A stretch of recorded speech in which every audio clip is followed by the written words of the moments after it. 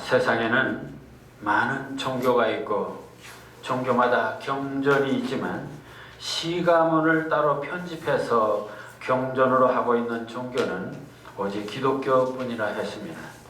그만큼 하나님의 말씀인 성경은 그 말씀을 기술하고 전함에 있어서 산문과 운문, 즉 일반 문장과 문학 문장을 동시에 사용하여 이성과 감성의 커뮤니케이션을 통한 하나님의 나라를 실현하고자 한 특별한 그런 문학적 경전이라 하겠습니다. 특히 시편에서 보는 놀라운 사실은 모든 경전들은 모두 하나님이나 어떤 초월적인 존재가 어떤 종교적 진리를 인간들에게 내려주는 또는 대리인자를 통해서 인간들에게 전하는 이런 하향적 어법인데 반해서 시편은 인간들이 하나님을 향해 말하는 어법입니다. 그런 점에서 시편은 한마디로 기도라고 할 수 있습니다. 이는 비록 시편이 인간들의 언어이지만 그 속엔 전적으로 하나님이 계시고 성령이 역사시고 그래서 더욱 은혜와 감동이 충만하기 때문에 이를 하나님의 말씀으로 격상시킨 것입니다. 여기에서도 하나 중요한 사실을 발견하게 됩니다. 우리가 신앙생활을 하면서 기도 생활도 하고 교회 생활도 하고 봉사 생활도 합니다. 그 모두가 다 훌륭한 일이기는 하지만 하나님에 대한 감사와 찬양과 고백을 이런 간절한 시를 통해서 하나님께 드려질 때 우리들의 신앙시, 우리들의 찬양시도 하나님이 기뻐 받으시는 그러한 일일 뿐만 아니라 우리들의 찬양을 통해서 많은 사람들이 또한 감동과 은혜를 받는 역사가 있게 됩니다. 따라서 이 말씀 선포의 한 방법으로서 신앙시가 가능하다는 말씀을 드리겠습니다. 말하자면 설교만 말씀, 이 설교만 말씀 선포가 아니라 한편의 훌륭한 신앙시나 찬양시도 기도가 되고 예배가 되고 그리고 말씀 선포인 설교가 될 수 있다는 것입니다. 신앙생활이란 나와 하나님과의 영적인 소통이고 나와 이웃과의 영적인 소통입니다. 영적인 소통이 무엇입니까? 그것은 구원의 확신에 대한 기쁨과 충만함의 인격적 공감입니다. 지금 우리는 이 소통의 본질을 근본적으로 오해하는 경우가 있습니다. 복음을 땅끝까지 전하라니까 복음의 내용, 성경의 골자만 요약해서 마치 택배원이 물건을 전하듯이 그렇게 성경의 골자만 전하면 된다는 생각을 하는 경우가 있습니다. 그러나 주님께서 분명히 마태복음 28장 20절 내가 너희에게 분부한 모든 것을 가르쳐 지키게 하라. 이성적으로 가르치기만 하면 되는 것이 아니라 감성적으로 느끼고 믿는 자의 삶을 본받아서 거듭난 자로 살게 하라는 것입니다. 이러한 소통의 원리를 일찍이 아리스토텔레스는 그의 수사학에서 소통수단에는 세 가지 필수 조건이 있다고 말하고 있습니다. 그러면 첫째는 로고스, 둘째는 파토스, 그리고 셋째는 에토스라는 것입니다. 여기서 로고스는 바로 언어가 이성적이고 논리적인 언어입니다. 파토스는 감성적이고 열정적인 언어입니다. 그럼 에토스는 바로 그것은 도덕적이고 인격적인 언어입니다. 예컨대 우리가 하나님은 누구신가? 이렇게 말할 때 전지전능하시고 무소부지하시고 창조주이시고 구세주이시다. 이런 설명은 모두가 이성적이고 로고스적인 어법입니다. 그런데 이러한 설명은 매우 신학적이기는 하지만 이 경우 하나님은 머리로만 이해되는 하나님, 너무나 관념적인 하나님으로 인식할 수 있습니다. 이러한 사고와 언어는 바로 세상의 과학이 그렇고 세상의 학문이 대개 그렇습니다. 세상의 지식인 모두가 다 이 로고스적인 언어를 사용하게 됩니다. 그러나 이런 로고스적 소통은 나와 하나님의 관계가 너무 추상적이고 학술적이어서 머리로는 이해가 되지만 가슴으로 뜨겁게 느껴지지가 않습니다.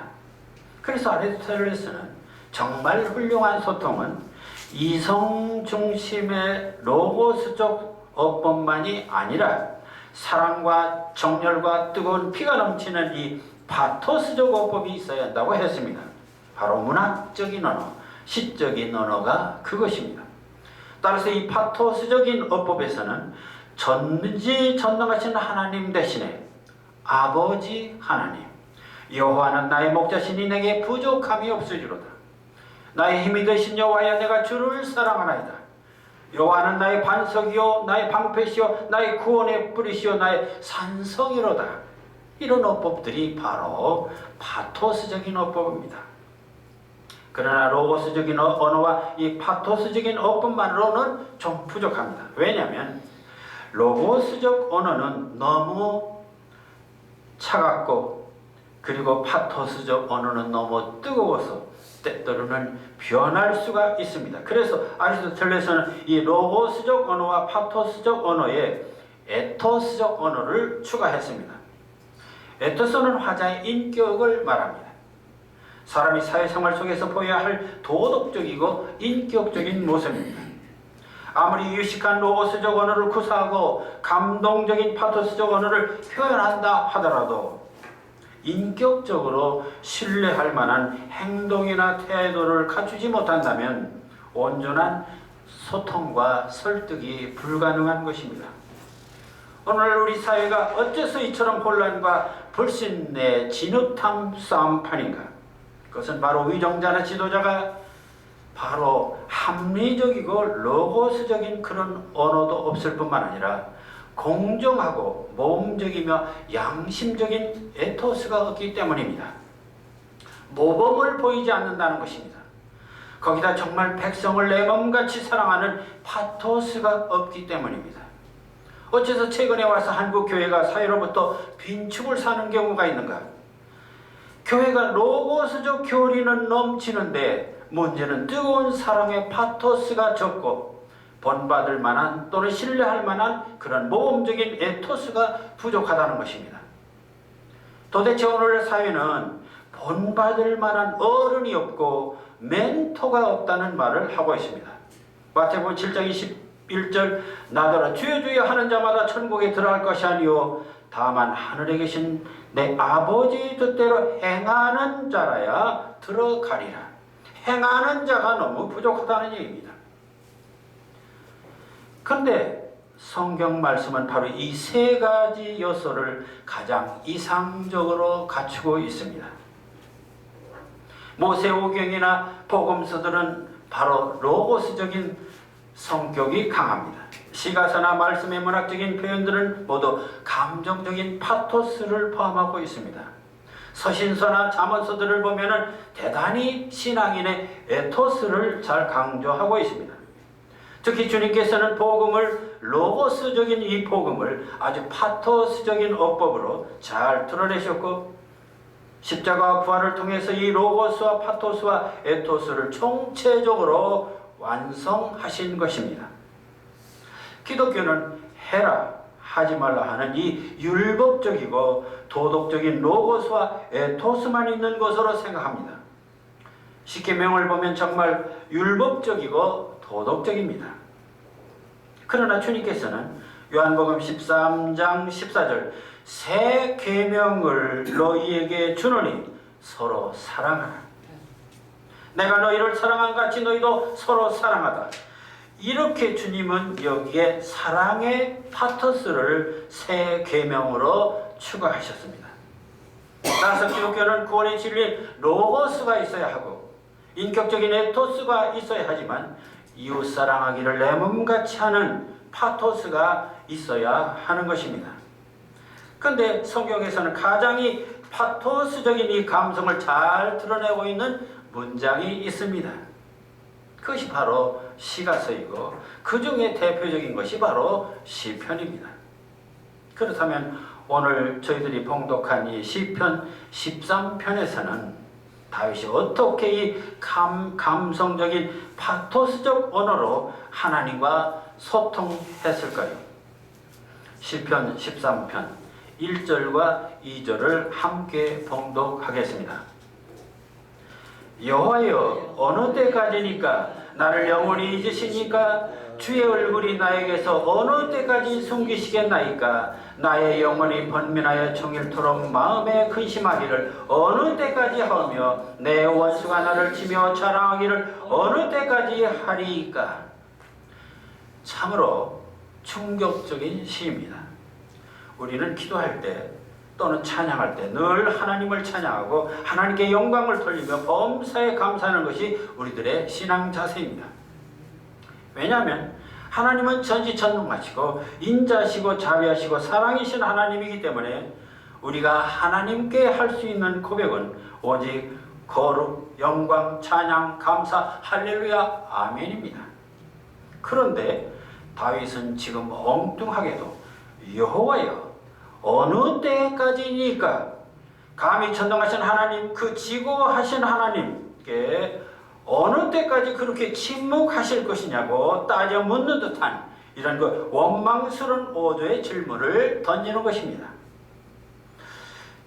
그런데 다윗은 이 원망은 여호와여 어느 때까지니까 이 한마디로 끝나지를 않습니다. 두 번째 어느 때까지니까를 한층 높여서 나를 영원히 잊으셨습니까입니다. 나를 잊는 것만으로도 두렵고 슬픈 일인데 아주 영원히 잊은 것이 아닙니까? 이는 하나님과 내가 철저히 단절된 상태, 그래서 나는 철저히 고독한 존재라는 것을 강하게 드러내고 있습니다. 그래서 이 세 번째는 또 원망의 문장을 내놓습니다. 주의 얼굴을 나에게서 어느 때까지 숨기시겠나이까? 이는 두 번째 원망보다 더 적극적일 뿐만 아니라 하나님은 나를 버리시고 얼굴마저 숨겼다는 정말 시적인 은유를 사용하고 있습니다. 부부간이나 연인간에도 얼굴을 돌리면 사랑의 관계는 끝난 것입니다. 그런데 아예 얼굴을 숨기신 관계라면 하나님과 시적 화자, 바로 다윗과의 관계는 이제 회복 불가능인 것입니다. 지금 다윗의 처지는 정말 절망 그 자체입니다. 1, 2절만 보면 하나님은 철저히 다윗을 잊어버렸습니다. 그것도 하루 이틀이 아니라 영원히 잊어버렸습니다. 그뿐입니까? 하나님은 다윗을 외면할 정도가 아니라 얼굴마저 숨겨버린 상태입니다. 여러분, 사랑하는 남편이, 사랑하는 아내가, 사랑하는 자식들이 나를 잊어버리고 얼굴조차 숨겨버렸을 때 그 심경이 어떻습니까? 하물며 내 생명의 절대적 존재인 하나님이 나를 영영 잃어버리고 나를 외면한 상태라면 얼마나 처참하고 절망적인 것입니까? 자, 처지가 이쯤 되면 다윗은 이제 자기를 버리고 끝내 침묵한 하나님을 원망하다가 이젠 하나님으로부터 버려진 자신의 고통에 대한 신세 한탄을 할 수밖에 없는 것입니다. 그것이 바로 2절 하반부입니다. 나의 영혼이 번민하고 종일토록 마음에 근심하기를 어느 때까지이니까? 하나님이 나를 잃어버리고 나를 외면한 상태에서 나는 종일토록 이제 번민하고 근심하고 있는데 이것도 언제까지 내가 해야 된다는 것입니까? 온종일 근심과 괴로움에 있다는 원망 섞인 단식을 하고 있습니다. 그뿐이 아닙니다. 내 원수들은 내가 주님으로부터 버림받은 줄 알고 나를 날마다 치며 자랑하고 있습니다. 그것이 바로 2절 후반 내 원수가 나를 치며 자랑하기를 어느 때까지이니까? 바로 다섯 번째 원망과 탄식입니다. 도대체 다윗은 어떠한 처지기에 여호와여 어느 때까지니까를 이렇게 반복적으로 부르짖는 것일까요? 자, 우리는 신앙생활을 하면서 늘 주님께 감사하며 하늘나라를 소망하며 기쁘고 즐거운 마음으로 살아갑니다. 그도 그럴 것이 주님께서는 우리에게 마태복음 11장 28절 수고하고 무거운 짐진 자들아 다 내게로 오라. 내가 너희를 쉬게 하리라. 그래서 우리는 죄짐 맡은 우리 구주 어찌 좋은 친구인지 하는 찬송을 부르게 됩니다. 이처럼 우리는 예수만 믿으면 전능하신 하나님, 사랑의 하나님께서 에베소 3장 20절 우리가 구하거나 생각하는 모든 것에 더 넘치도록 능히 하실 분으로 우리는 생각하고 있습니다. 그러니 우리는 그저 감사하고 찬양할 일밖에 없는 것입니다. 그렇게 철석같이 믿고 감사하는 것이 바로 믿음입니다. 그런데 오늘날 갑자기 우리에게도 몸이 아프더니 아무리 기도해도 낫지를 않습니다. 갑자기 사랑하는 가족들이 곁을 떠납니다. 사업은 망하고 취직도 안 됩니다. 날마다 새벽 기도를 했지만 응답이 없습니다. 그래서 내가 죄를 많이 져서 벌을 받는다 생각하고 애통하고 회개해도 끝내 하나님은 응답이 없습니다. 그때 우리는 하나님이 나를 외면한 것이 아닌가 오해할 수도 있습니다. 그래서 우리는 이 다윗도 어쩌면 그런 요구에 응답이 없는 하나님에 대해서 이처럼 하나님 언제까지니까 라고 원망했을 것이라고 생각할 수도 있습니다. 그도 그럴 것이 다윗은 9년간이나 사울왕의 추격을 피해서 산으로 도망다니는 신세가 되었습니다. 수천 군사들이 사냥놀이 하듯이 다윗을 죽이려고 쫓아다녔습니다. 그처럼 적들에게 둘러싸인 어려운 처지였기에 다윗도 아마 그런 노래를 불렀을 것이라고 생각할 수 있기 때문입니다.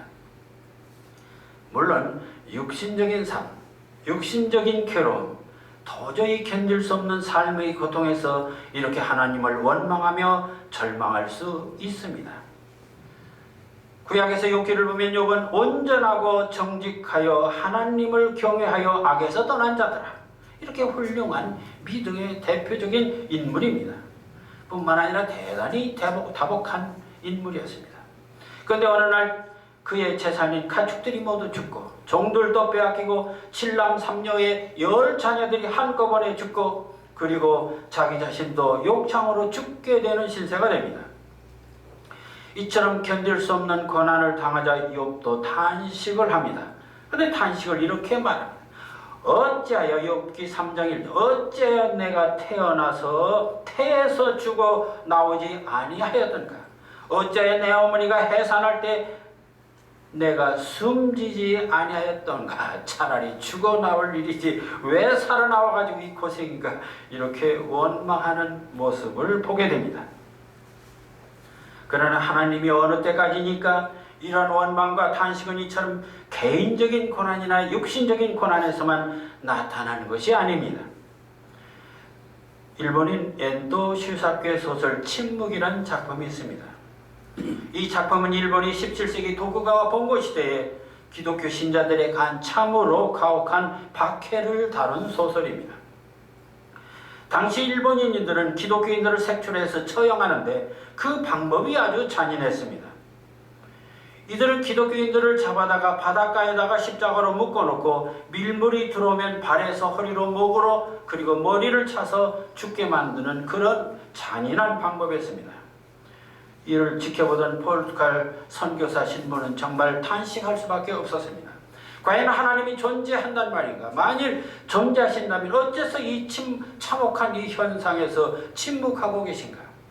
하나님, 당신은 도대체 어느 때까지 침묵할 것입니까? 라고 울부짖습니다. 우리는 전능하시고 공의로우신 하나님을 믿습니다. 그리고 인간 역사에 개입하셔서 늘 주관하심을 믿습니다. 그러나 2차 대전 시 유태인이 600만이나 가스실에서 죽어갈 때 하나님은 어디 계셨나요? 공산체에서 수천만 사람들이 시베리아 유행지로 떠날 때 하나님은 왜 침묵하셨나요? 21세기 대명천지 2천만 동포가 저렇게 줄이고 있는데 하나님은 언제 우리에게 통일을 주실까요? 어느 때까지니까? 어째서 세상은 착한 사람보다 악한 사람들이 잘 살고 그리고 약삭 빠른 사람들이 더 득세하는 이유는 또 무엇입니까?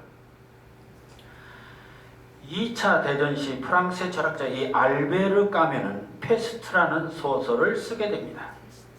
이 소설은 이 5만 명이 살고 있는 작은 도시 오랑시가 페스트에 전염되자 정부는 이 도시를 폐쇄해버립니다. 이 탈출하지 못하는 시민들은 이제 떨면서 죽음만 기다리게 되었습니다. 이때 도시의 대표적인 신부, 바로 이 파눌로 신부는 이게 바로 하나님의 노여움 때문이라고 하면서 모두 회개의 기도를 드리자고 합니다. 그러나 기도하던 신부님마저 돌아가시게 됩니다. 작가는 이러한 상황을 바로 인간 실존이라고 말하고, 삶이란 마치 페스트가 전염된 오랑시와 같다고 말합니다. 그런데도 문제는 그 해결의 방법이 없습니다. 도대체 하나님은 어디 계신 것일까?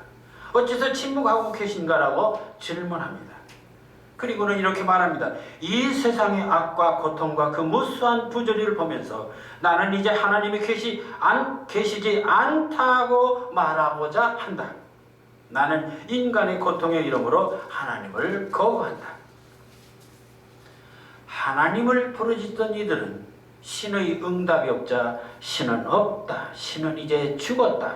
그러니 인간끼리 힘을 합쳐서 이 어려움을 극복해야 한다고 외칩니다. 이러한 주장을 우리는 무신론적 실존주의라고 말합니다. 그리고 이러한 사상은 바로 20세기 중반부터 유행병처럼 번져서 심지어는 문인 예술가들까지 거리에 뛰쳐나가서 데모를 하고 혁명을 외치는가 하면, 심지어는 일부 교회에서조차 신없는 기독교, 그리고 내세구원보다 현세구원, 그리고 해방신학이라는 이름으로 하나님을 떠나 거리에서 정의와 평등과 해방을 외치는 사조가 되었습니다. 왜 이런 생각을 하게 된 것입니까? 하나님이 죽었다고 한 니체가 누구입니까? 그의 아버지, 할아버지 모두 목사였고 어린 시절 너무나 교회 열성이어서 그를 꼬마 목사라고까지 했습니다. 그러던 그가 그리스의 인본주의, 인간주의 철학을 만나면서 하나님을 부정하게 됩니다. 공산주의 원조인 칼 막스도 원래는 유태인 기독교 가정에서 자랐고 개신교에서 세례까지 받은 사람인데, 그는 인간의 이성이 바로 신이다, 하나님이라고 하는 이 헤겔의 이성주의 그런 철학을 만나면서 신을 버리고 유물주의로 돌아가게 됩니다. 이런 배신은 니체나 헤겔이나 칼막스나 까미오만이 아닙니다. 최근에 이르러서 하나님을 믿던 많은 크리스천들조차 하나님은 사랑과 자비와 공의의 하나님이시니까 빵도 주고 복도 주고 세상의 모든 악도 청소해 주실 줄 알았는데, 언제까지니까를 계속했지만 끝내 침묵하시니 이제는 믿을 수가 없다. 차라리 물질이 신이고 과학이 신이고 권력이 신이고 기술이 신이고 인간이 오히려 하나님이라고 하면서 하나님을 부정하거나 외면하는 경우가 있습니다. 어째서입니까? 그 해답은 간단합니다.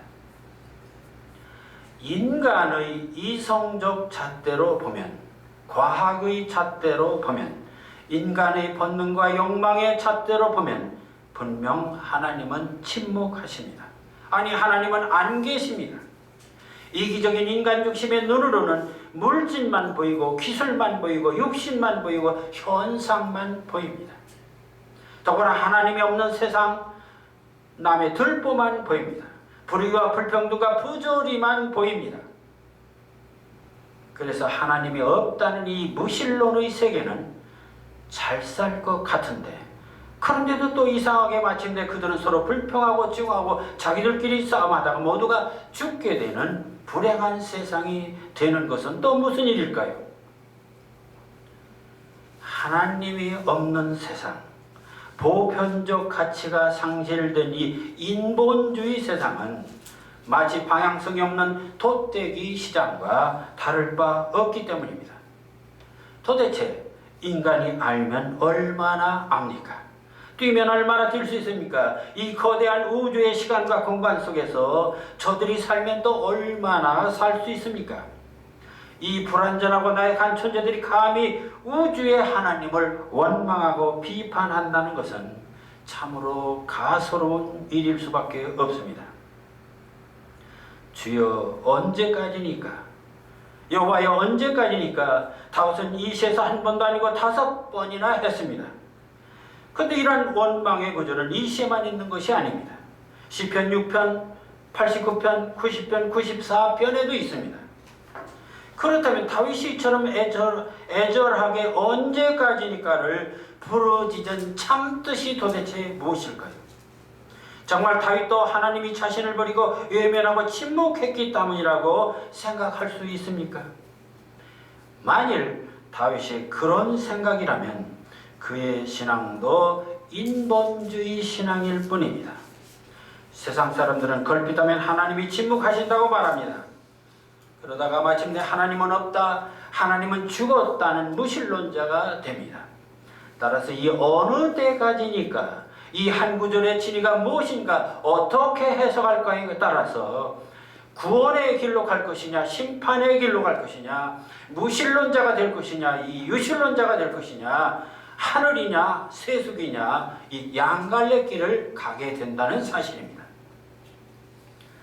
그렇다면 다윗은 어느 길을 택한 것일까요? 놀랍게도 다윗은 이시에서 하나님이 자신을 버리고 침묵하신다고 그렇게 생각하지 않았습니다. 욥도 자신의 가혹한 시련을 그렇게 생각하지 않았습니다.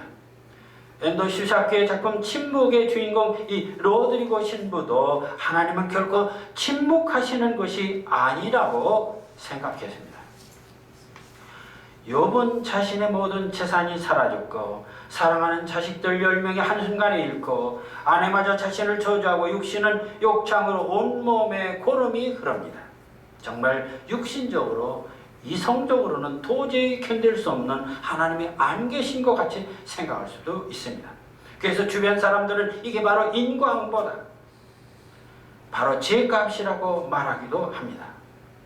그러나 욥은 마지막 단호하게 내가 모태에서 알몸으로 나와 싸운 즉 또한 알몸이 그리로 돌아갈지라 주신이도 여호와시오 거두신이도 여호와시오니 여호와의 이름이 찬송을 받을지어다. 욥기 1장 20일. 이 무슨 정신나간 소리입니까? 이성적 판단, 과학적 판단, 그 잘난 인간적인 판단으로는 도저히 있을 수 없는 말입니다. 그러나 욥은 그 인간적인 판단을 거부하고 하나님 중심으로 생각하고 만유주 여호와 하나님의 피조물로서의 자기 존재를 인정하고 인간적인 고통과 탄식과 절망에서 벗어나게 됩니다. 그것이 바로 기독교의 믿음이고 구원이고 영혼의 해방입니다. 일본에 보낸 선교사 신부가 배교했다는 소식을 듣고 예수회에서는 진상조사를 위해서 비밀리에 이 로드리고 신부를 보내는 이야기가 바로 침묵의 시작입니다. 그래서 이 신부가 정말 일본에 와보니까 정말 앞에 간 신부가 배교했습니다. 처음엔 그 이유를 몰랐습니다. 그런데 로드리고 신부도 잡히게 됩니다. 일본 관리들이 수십 명 기독교인들을 앞에 놓고 내가 배교하면 이들을 살려주겠다는 것입니다. 그리고 그 배교의 방법은 예수님의 성화를 밟는 것이었습니다. 여러분 이런 상황에서 어찌 할 수 있겠습니까? 로드리고 신부는 이때 어찌해서 하나님이 이 상황에서 침묵하고 계십니까? 라고 처음엔 울부짖었습니다. 그러나 차츰 하나님은 침묵한 것이 아니었습니다. 그 침묵 가운데 하나님의 음성을 그는 들을 수 있었습니다. 너는 내가 신자들을 외면한다고 생각하지만 나도 그들과 함께 고통받고 있다. 그러니 나를 밟아라. 나는 밟기 위해서 세상에 왔다. 이런 음성을 듣게 됩니다. 이 음성을 들은 로드리고 신부는 눈물을 흘리며 성화를 밟고 배교를 합니다. 그리고는 수많은 신자들을 살립니다. 그렇다면 하나님은 사실 침묵한 것이 아니었습니다. 육신에는 이성에는 인간적인 잣대로 보면 하나님은 침묵이시지만 영적인 눈, 영적인 신앙의 눈으로 보면 하나님은 지금도 살아계셔서 우리와 함께 합하시고 영혼의 귀를 통해서 계속 말씀해 주고 계십니다. 그래서 참으로 거듭난 신앙은 하나님의 침묵 그 너머에서 들려주시는 그 이면의 말씀을 들을 수 있는 신앙, 그런 신앙이야말로 진정 하나님과 영적인 교제를 나누는 바로 거듭난 신앙이 아니겠습니까? 저는 이 엔도 슈사교의 침묵을 읽으면서 일본은 기독교 신자가 1%도 안 되는 정말 50만 명 정도라고 합니다. 그런데도 이처럼 세계적으로 주목받는 놀랍고 감동적인 기독교 문학을 탄생시켰던 것입니다. 우리는 지금 신구교 합해서 2천만을 헤아리는데도 어째서 기독교 문화는 이 땅에서 찬물의 기름처럼 겉돌고 있나? 모두가 하나님이 침묵하신다고 원망하는 그 너머에서 오히려 영적으로 들려주시는 하나님의 진정한 음성을 우리는 듣지 못하기 때문은 아닌지, 도대체 우리들의 신앙은 어느 지점에 머물고 있나를 생각하게 합니다. 그렇다면 오늘 봉독한 시편 13편에서 시인 다윗은 하나님의 침묵, 그 하우롱에 대한 참으로 깊은 의미가 무엇일까요? 다윗은 본문 1, 2절에서 무려 5번이나 하우롱, 언제까지니까를 반복했습니다. 여호와여, 어느 때까지니까? 어느 때까지 나를 잊으실 것입니까? 어느 때까지 얼굴을 숨기시겠나이까? 어느 때까지 내가 근심해야 합니까? 어느 때까지 원수가 자랑하게 내버려 두시겠습니까? 도대체 다윗에게 지금 무엇이 그렇게 억울하고 원통하고 외롭고 슬프고 괴롭기에 한 번의 원망도 아니고 5번이나 애절하고 간절하게 호소하는 그 진의가 도대체 무엇일까요? 사울왕에 쫓기다 쫓겨서 지친 것입니까? 아직 왕이 되지 못해서 그 억울함을 호소하는 것입니까? 만일 다윗이 그처럼 육신의 고통과 권력에 대한 욕망 때문에 그런 넋두리를 했다면 그의 신앙은 육신의 안위와 세상 복만을 추구하는 일개 천부의 수준이라고 하겠습니다. 만일 이 시를 읽는 독자 중에서도 이 시가 다윗 자신의 인간적인 문제들이라고 생각한다면 그 역시 그저 육신적인 복이나 주시는 하나님 정도로 생각하는 기복신앙의 수준이 아니겠습니까? 도대체 이 시에서 어째서 다윗은 6번이나 5번이나 하우롱을 반복했을까요? 이 비밀을 아는 것이 다윗의 참신앙을 아는 것이고 다윗의 위대함을 아는 것이고 우리 신앙도 한층 더 주님께로 다가가는 놀라운 역사가 일어날 수 있는 것입니다. 세상 사람들은 신여 어느 때까지니까 몇 번 하다가 안 되면 실망하고 세상으로 돌아갑니다. 그리고는 신은 죽었다 신은 없다 하면서 무신론자가 됩니다. 다윗도 하나님이 어느 때까지니까를 5번 정도 했으니 마땅히 그도 세상으로 돌아갔어야 합니다. 1, 2절만 보면 그렇습니다. 바로 이것이 문제입니다. 그러니까 어느 성경은 일부만 봐서 안 된다는 것을 여기서 다시 한번 알게 됩니다. 그런데 그렇게 하나님을 원망하던 다윗이 3절, 4절에서는 완전히 태도를 바꿉니다. 본문 3절 함께 봉독하겠습니다. 여호와여, 내 하나님이여, 나를 생각하사 응답하시고 내 눈을 밝히소서. 내가 사망의 잠을 잘까 하오며. 이 무슨 시츄에이션입니까? 이는 완전히 인본주의, 인물주의, 성물주의, 기복신앙에 허를 찌르는 놀라운 대반전입니다. 지금까지 우리는 1, 2절만 보고는 하나님이 먼저 다윗을 버리고 외면하고 침묵하셨기에 원망하고 괴로워하는 것으로만 알았습니다. 그런데 3절과 4절을 보니 다윗이 그렇게 애태워한 것은 내 눈이 멀어서 죽을 수밖에 없는 존재가 되었다는 그 절박한 사실에 있었습니다. 내가 눈이 멀어서 하나님을 제대로 볼 수 없고 그래서 나 죽게 됐다는, 그러니 언제까지니까 합니다.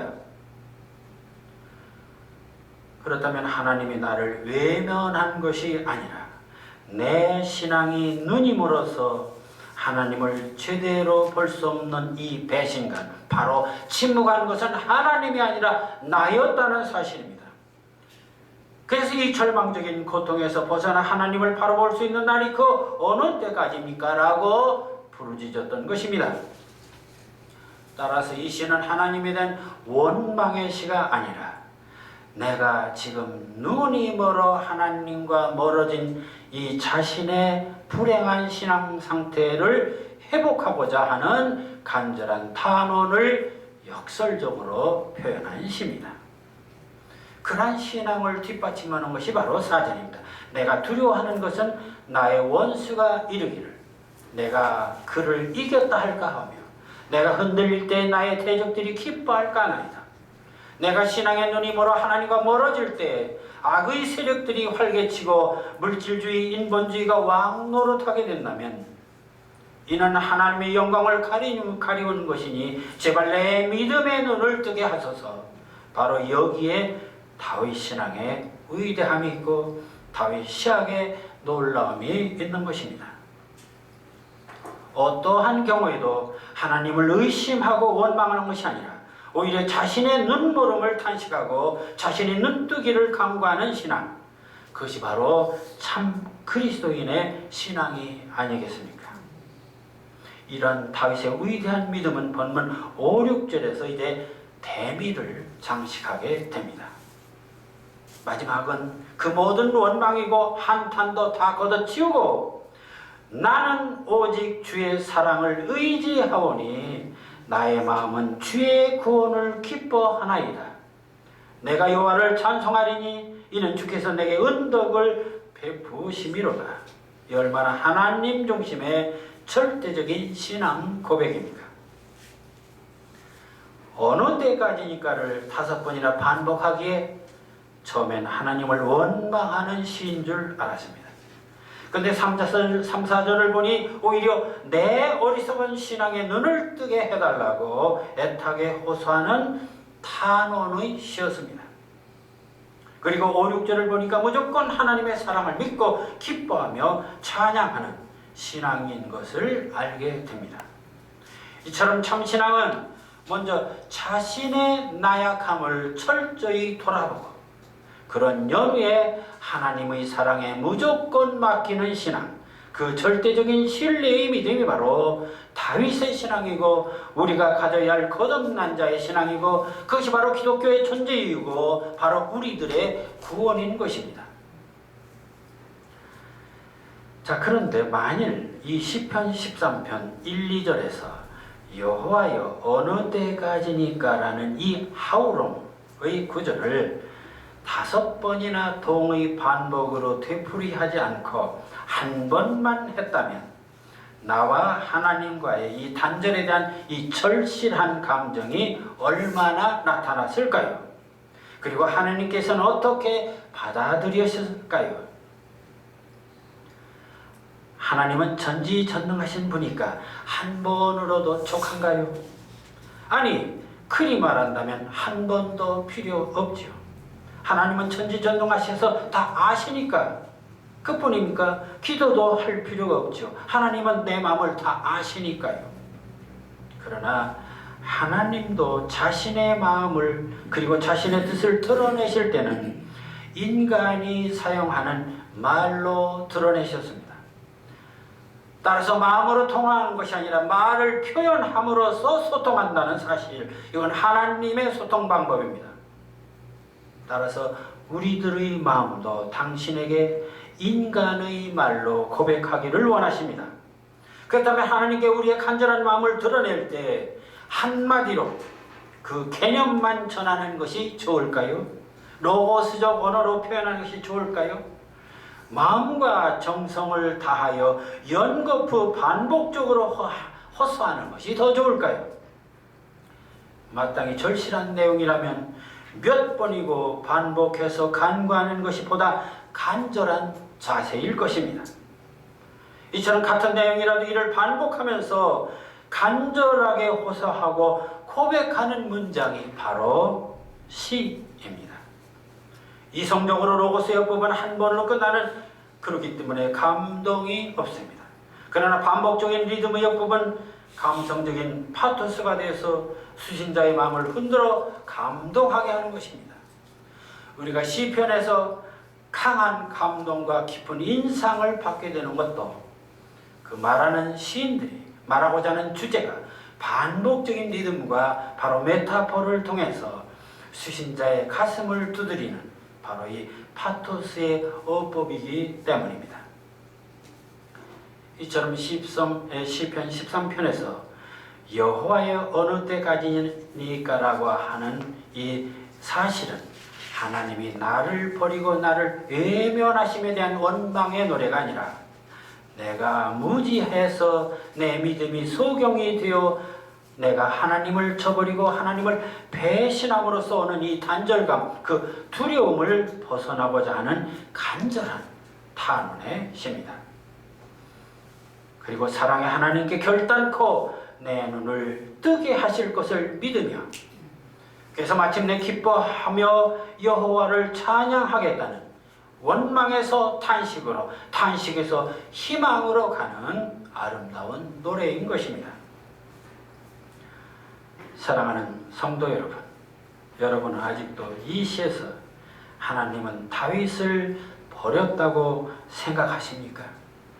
하나님의 얼굴을 돌리셨다고 생각하십니까?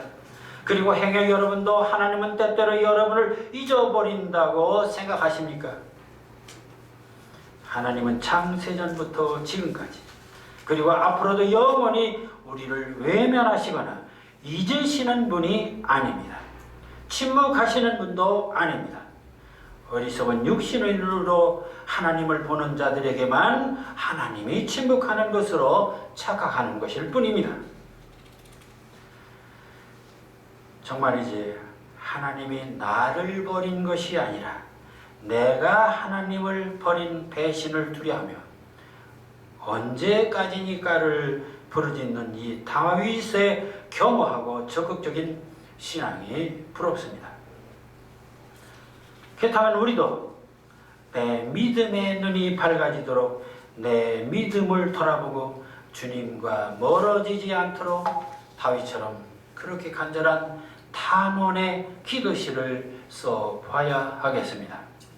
어떠한 경우에도 주님의 자비와 사랑의 모든 것을 맡기고 우리도 기뻐하며 찬송하는 확신 있는 크리스천 시인이 되어야 하겠습니다.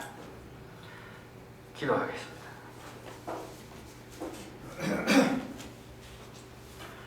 주여, 어느 때까지니까?